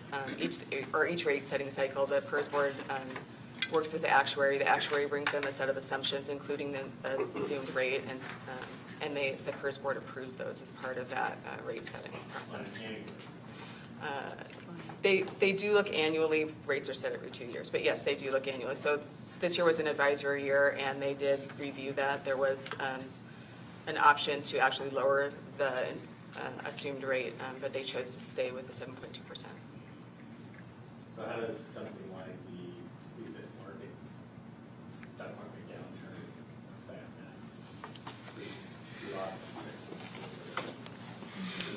that? Right, so again, they just track that over time. Each year the actuary will then, both in when they're taking assumptions to the PERS board or doing their valuation, they roll that in to their evaluation. That's part of one of the levers that they use when they're looking at how do rates need to be set so we can fund the system as a whole. So it's revisited. They look, the final the final contribution rate, instead of the advisory rate, will take all of that into account, and then it will be adjusted. So the 2020 interest rate, earning rate would be like longer than 0. Oh, the rate, so until the PERS board changes the rate, it will stay at 7.2%. So each year they'll revisit that as part of their review of the assumptions. They may choose to lower that down, but when you lower that down, then employer rates go up, because you're not assuming, when they're looking at the system as a whole over 20 years, you're not assuming the same earnings over that time period, so then employer rates go up. So all of those are connected. They have an actuary that specializes in all of those pieces, and they're constantly modeling and looking at all of those parts, and then going to the PERS board and having those discussions.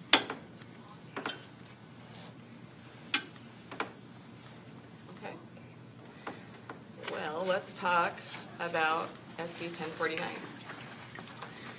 So in the 2018 session, the Oregon Legislature approved Senate Bill 1566, which created the new Employer Incentive Fund, or EIF, and to allow employers to apply for matching funds when making a lump sum payment to pay down a pension liability.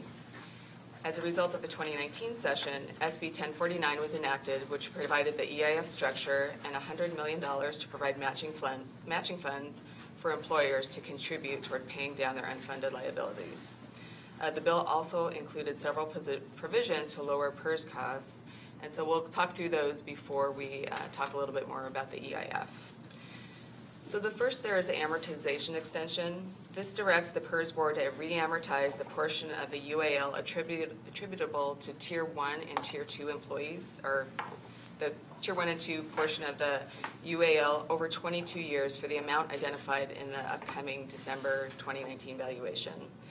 But to keep the OPSERP amortization at 16 years. In future valuations, the Tier 1 and Tier 2 would be reset to the customary 20 years. So this action is estimated to reduce rates system-wide by 3.4%. So it's basically extending that amortization period longer, so we are able to reduce rates now. The next piece is salary limitations.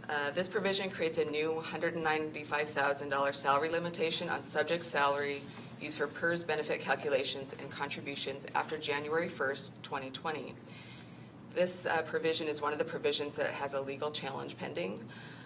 So that was one of the pieces that if the challenge is successful, our rates would go up in the future in the next valuation process. The next piece is work after retirement changes. This provision allows PERS retirees to work an unlimited amount of hours in the calendar years 2020 to 2024 while continuing to receive their pension benefit. And then there's the IAP redirect. So this provision would begin on July 1st, 2020. It redirects a portion of employees' 6% IAP account from the employee's account to an employer pension stability account, which would be used to pay down the unfunded liability. So this is also being challenged in the courts. For Tier 1 and Tier 2 employees, 2.5% of their 6% deposited into their IAP account would be diverted, and for OPSERP employees, it's 0.75%. And then there's finally the EIF, or the Employer Incentive Fund. So the EIF was initially funded with $100 million to provide matching funds, and they hope to identify additional funding for match cycles in the future. For any eligible employer that makes a lump sum payment of at least $25,000 over their required pension obligation or contribution, the EIF will match 25% of that lump sum amount. So if an employer deposits $4 million, the EIF fund will match it with $1 million, so there's a total side account created of $5 million. In addition to making the lump sum payment, the participant entities have to participate in the Unfunded Actuarial Liability Resolution Program, or UALRP. And so there's some requirements there. Just we have to use a projection tool that PERS provides, and in conjunction with our actuarial valuation. But we already do that as part of our regular analysis program at the city. Another piece here is when an entity makes the deposit into the fund, there's a rate offset, so your PERS rates are lowered. So we'll talk a little bit more about that on the next slide. So I just want to talk really quickly about the rules around the EIF and how it works, so you understand. There's some timing components and other things. So applications were processed on a first-come, first-served basis, and that secures a jurisdiction's match for their 25% match. The match of 25% will be provided when the funds are deposited into the side account. So a side account will be created in the entity's name. And applicants have 1 year from when the application opened last September to make their deposits. So deposits have to be made by August 2020. As part of the application process, applicants will verify their funds are not sourced from borrowed money, and they'll provide proof of participation in the UALRP, which we already have done as we've made an application, which I'll talk about more in a second. If an actuarial valuation is requested, the rate offset will begin the month the deposit is made. And then there's an amortization consideration. So generally, if a deposit is under $10 million, it will be amortized over 20 years. If a jurisdiction is able to deposit $10 million or more into a side account, they can choose the amortization period of 6, 10, 16, or 20 years. So we verified with PERS that the match amount actually counts towards the $10 million. So for instance, if the city were able to deposit $8 million, we'd get our match and we'd be able to choose our amortization period. So by choosing a shorter amortization period, the rate offset is higher as it's amortized over a shorter period of time. So there's a higher near-term savings for the organization as you kind of look out over 6 to 20 years. So last September, the City of Eugene was part of the first group of applicants eligible to make an application. That first group, the qualification there was your UAL was greater than 200% of your payroll. As part of our evaluation, at that time, our UAL was $224 million or 216% of payroll, so we were eligible to make an application. So while we could have sent in an application to make a lump sum payment of up to $45 million to secure $11.2 million, which was the cap, we wanted to be cautious and reasonable as to what we might be able to deposit into the account. So we didn't want to reserve funds that other jurisdictions wouldn't then be able to use by overreaching, in essence. So there is no obligation for us to make the deposit. If we don't make the deposit by August, we forfeit our right to the match and it will go to the next jurisdiction on the waiting list. There was a second round of applications that opened in December for employers with UALs under $200,000, and the money was gone very, very quickly. There are currently 42 jurisdictions on the waiting list waiting for match money, either if people don't take advantage of their match or if more funds are identified by the legislature for this program in the future. So we have a reservation. We did send in an application. We reserved up to $8 million. So you don't have to, it's up to, so it can be anywhere between 0 and 8 million, and it doesn't obligate us. However, it reserves our right, our place in the queue for matching funds.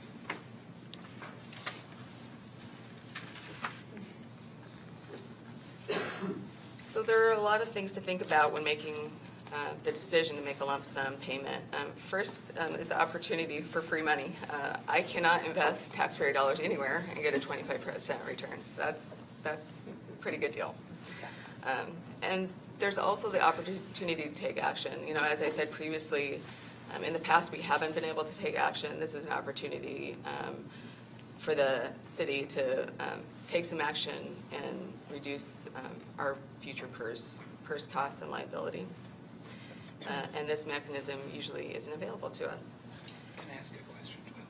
I'm almost done. Few more. I'm almost done talking. I know I'm talking a lot. Let me get through a few more things, and then we'll actually open it for questions for everyone. And then I wanted to talk a little bit about financial stewardship and our bond rating. So the city has a very high credit. We're an AA1. It's one of the highest ratings a city of our size, really. You know, AAA is the only thing higher than that, and we've had that for many years, and we have a strong reputation for financial management. Moody's, our rating agency, looking across the whole country, they're very, very concerned about pension liabilities for jurisdictions. You know, you read about it in the media all the time. So they're really watching everywhere, not just in Oregon, but everywhere. What are people doing to offset this liability that we have. So we've been told by our financial advisor, first they called to congratulate us, hey, awesome, you guys are in the match, you aren't on the waiting list. But they did caution us to do everything possible to make the maximum contribution we can to the EIF. They said that Moody's is watching. They take this very seriously. It's a key part of sound financial management. And the downside to that is if we're not able to make a deposit, it could be a factor in our next rating, next time we go out to issue bonds. So just a caution there that not only is it a good news for us, but other folks out there are watching, including some of our financial partners. So finally, when we think about EIF participation and the amount of the lump sum deposit, I recognize that it involves weighing priorities. There are a lot of priorities for the city, a lot of competing needs, a lot of uncertainties, right, as we look to the future. So we have to weigh all of those things as part of our fiscal stewardship and looking at all of those other options available to the city. So staff are working through options related to this EIF application that we have in, and the city manager pro tem's proposed budget presentation in April will include more information and a recommended path moving forward. So with that, I'll stop there and open it up for questions. May I lead us off? All right. So when SB 1049 was going through the process in Salem, one concern with a longer amortization period was that the system would be exposed to more risks due to market instability. So is that another factor for us to favor a shorter amortization period if we exceed 10 million in contributions? Right. Potentially, yes. Yeah. Yes. I mean, it's, as we talked about earlier, there's so many things that influence rates. So even though we would have a rate offset as a result of this action, it doesn't lock us into that rate. Each year in the rate setting process, any of those other variables that influence rate, including market conditions and the investment earnings rate, would impact that rate as we look. However, by doing this and potentially choosing a shorter amortization period, you're at least reducing that future PERS rate and those associated costs by that set amount over that time period. So I think I know the answer to this from the way you described the employment incentive fund, but I just want to clarify. This is a one-time deposit, not something we're going to do again. And This is a one-time deposit. In the future, if we have funds if there are funds available, there may be match funds in the future. So there may be additional rounds over time in the future as the legislature comes up with additional funds for the EIF for matching funds, and they're always happy to take additional funds. So we can actually put funds into a side account at any time. But yes, this period, the $100 million with this match is spoken for and then some. So yes, for this cycle, there may be future cycles in the future, but it depends on many factors. Okay. So where does this $8 million come from? Our savings account? Reducing other things? Is that the job is to find it? So that's one of the things we're looking at.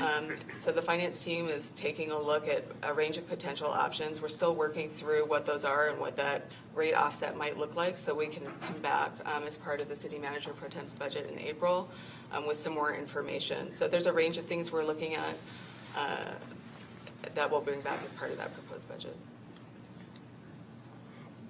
Do we have any sense of how other jurisdictions are a lot of jurisdictions trying to do this and go for kind of the 10 million so you get that, or do we have any sense of what other folks are doing at this point? Right.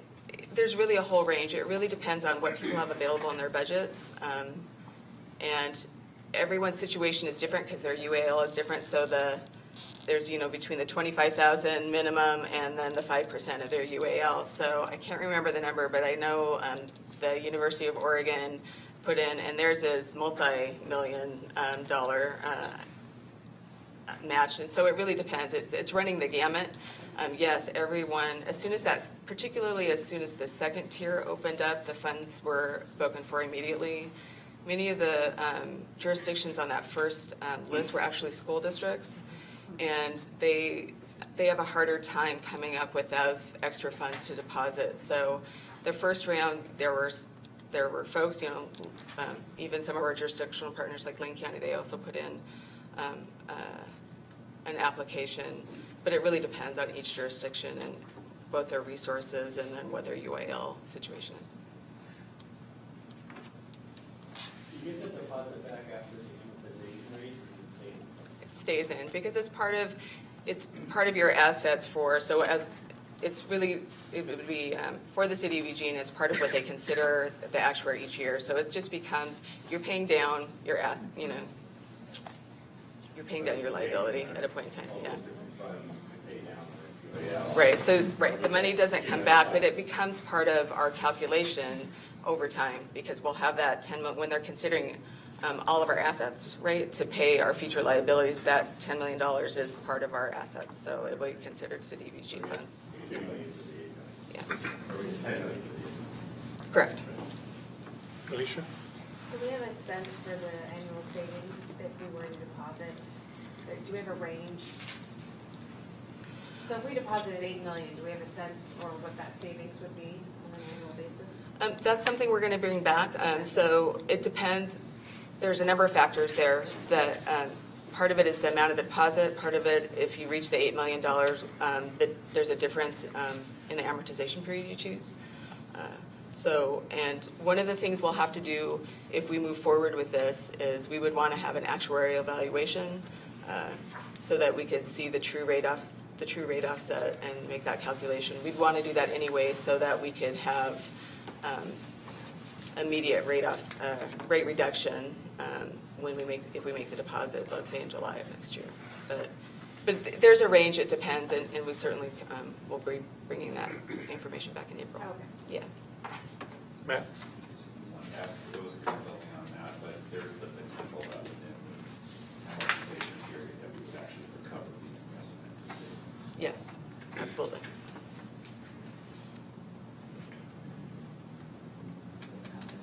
Any other questions? Thank you. Thank you. Sarah? Yeah, thank you. A lot of great information, thank you. I think this is like the 4th or 5th time I've heard about PERS, and it still is sometimes hard to take in, and I learn something new every time, so thanks for hanging with that. One of the things that's been going on for me as I've been listening to it, how many times I've heard the term city manager pro tem will be presenting her budget. You can imagine that in this period of time that I'm in, a lot of people have been giving me their ideas and suggestions about how I should be managing this process. And so I just wanted to say a couple of things.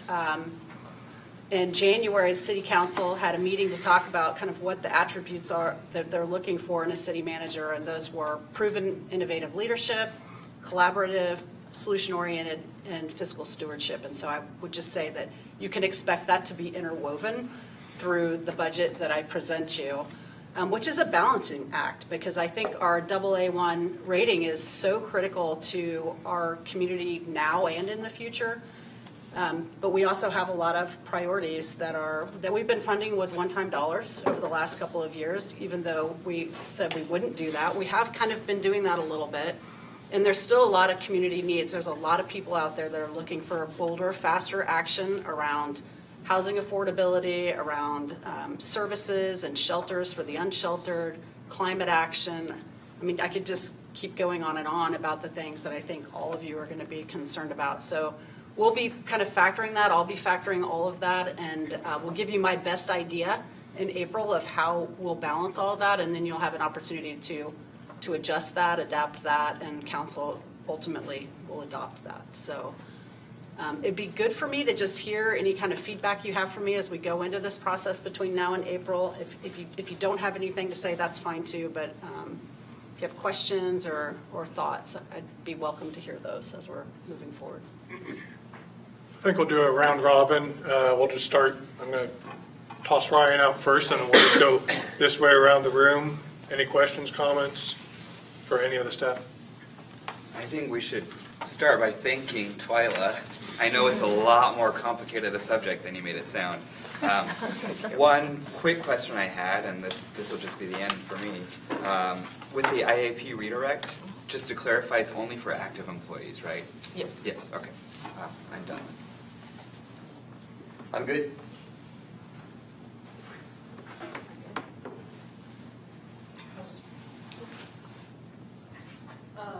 I'll just quickly say, as I've met sort of a number of people in this room and other folks in the community, the two things you just mentioned around housing and climate are the two pieces that I'm definitely having a lot of conversations around, and really excited to kind of think about how we can keep moving forward there and balancing everything. Yeah, thanks.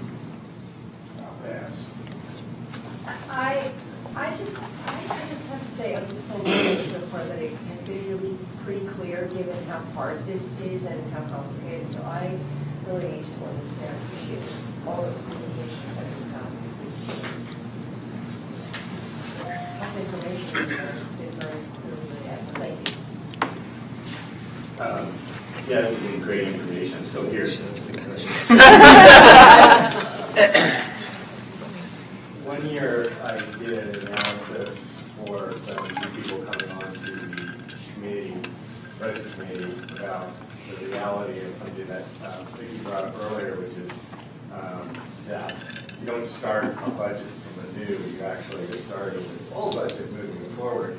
When you actually take all the money that's encumbered and has already existing things that it funds, and then you get to the general fund and you say, well, we're not going to whack police and fire and all these other things. The reality of the budget committee, and this is kind of a counter, is that it gets down to a very small, limited amount of money that is actually discretionary. And the rest of it is the business as usual, because you have to fund what we've already decided to do. And so it really gets down to just a small pot of money that actually is discretionary. And usually that money comes from new monies that are above and beyond what we expected or envisioned in our budget. And in my 24 years, I think only 4 or 5 of them actually add budgets, the rest of them cut budgets.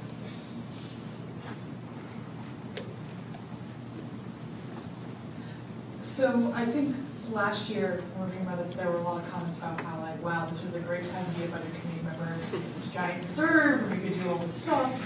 And just looking at this, it feels like this year may be a little bit harder time to be a budget committee member. It looks like we have some very sort of challenging decisions and balances to have. And I think really thinking about how we can bring those priorities into that discussion. You were just saying a lot of these decisions are made before it even gets to budget, and so budget committee. And so how do we make sure that we're really clearly looking at some of those priorities as we're moving forward in this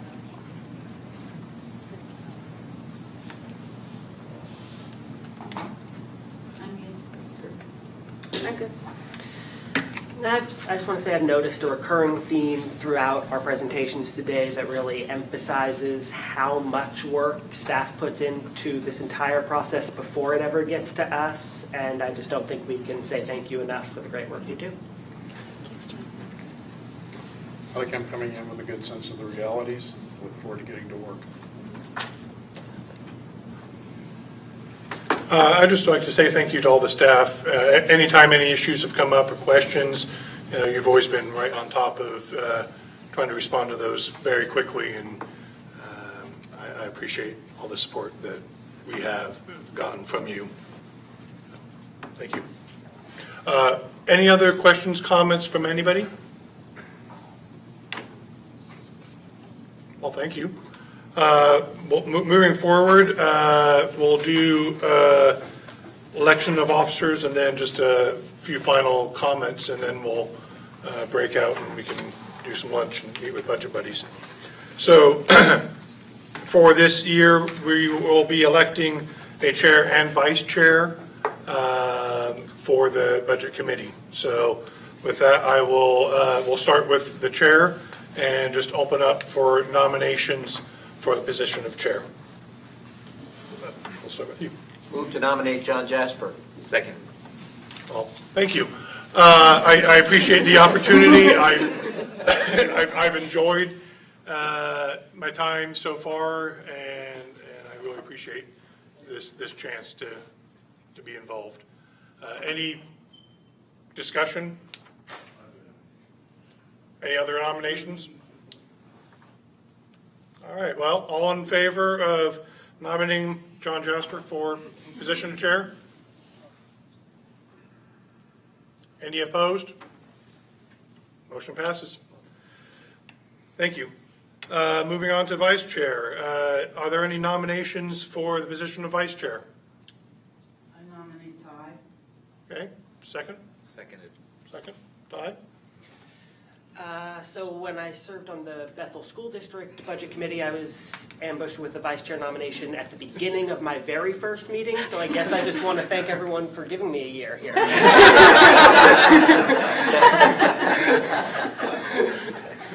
Very good. Any other discussion or nominations? All right. With that, all in favor of Ty as the vice chair? Any opposed? Motion passes. Congratulations, Ty. Thank you. Just to wrap up, a couple things. We have 3 positions for citizen members of the Budget Committee that are open for next year. The deadline for submission has been extended 2 weeks, and it will close on March 15th. So if anyone knows of anybody, please encourage them to apply. Information is available on the website. Are those positions all people who are existing on the? Those positions are for people who are current, whose terms are ending. If in the event that it's not just reappointment, or it is reappointment? Well, we have some that are going to be reapplying. Do we have any open positions? Do we have one that's totally? All reappointment? Oh, okay, I'm sorry. All are apparently reappointment. I'm sorry, I thought there were 3 new ones. I don't have a history of but there's three terms that are up. Alicia, Eliza, and because you had a partial term. Okay, thank you for clarifying. All 3 of you are reapplying. All right. So deadline's been extended 2 weeks. Information's available on the website. The other item I'd like to just discuss in general, when we come into our next batch of meetings, the last couple of years I've noticed a lot of people really holding the topics that they want discussed and potential motions close to the vest right up until that last meeting, and so we end up with a lot of discussion right at the very end. I would encourage folks to please be forthcoming about any areas of interest or concern or even potential motions they intend, and bring those out early on so that we all have opportunity to discuss. Staff has opportunity to get relevant information or bring forward topic experts on whatever it is we're trying to discuss. So I'd strongly encourage you to be a little vulnerable and put out what you're thinking early on so that we can have good use of our early meetings and not save them all till the end. I'd just like to remind people that the Budget Committee does not make policy. You are correct. Sometimes people have attempted to do that. And if you want that explained, talk to our city manager who knows all about it. And Pro tem. And as a reminder, and if I misspeak, please correct me, the Budget Committee makes a recommendation to council, council adopts. So, but any motions to adjustments are, as a body, made as a recommendation to council. Next meeting is April 29th. That's going to be when we get presented and discuss the new budget. That gives us a month of enjoying the sunshine. And If there's no other discussion or questions? Oh, actually, I have a question. Would it help the city manager pro tem? If we have questions to give them to you ahead of time, so maybe they can be addressed in the presentation, just to streamline the process? Sure, and I think we'll have an opportunity here afterwards to meet with your budget buddies too, and bring them up there, bring them up today, bring them up as we go. Yeah. Great. Your budget buddies are super helpful in giving some, advice. As with Councilor Zoinka's comments, there is a limited amount that we can do. Don't show up in a month from now expecting to make grand changes to the budget. Those options just aren't there. But if we can make minor modifications, that'll be that opportunity. One year we talked about $7,000 for 3 hours. Get over it, Alan. It's a lot of conversation for a woman.